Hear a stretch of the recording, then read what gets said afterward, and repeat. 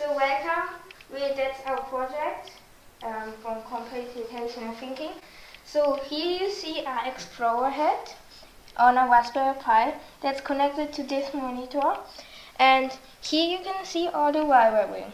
So the red cable is connected to the breadboard where the light sensor is, and this cable is for the electricity, so it gets energy. The blue cable is for the also for the light sensor to measure the output, so it's the output. And the yellow cable is connecting them, because in the breadboard the cables go this way, so like a straight line, and so we can connect them this way. So we put it one here so they connect to each other.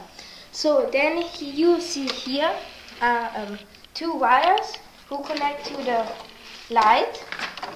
So here you can see our first wire light. This is the resistor, and those are the two cables. This light wasn't bright enough, so we chose to use a stronger light.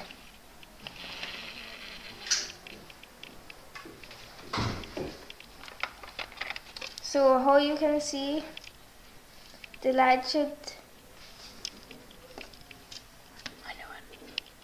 so how you can see the light is turning on.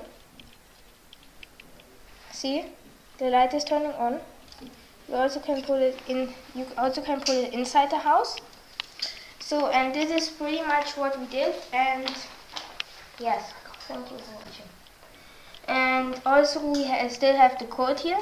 So the code, it says import Explorer.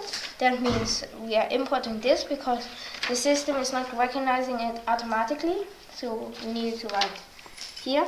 Then we have what we print on the screen, so running the code. And this is the analog we use. So you can see the analog over here, and it's the second one. And thank you for watching.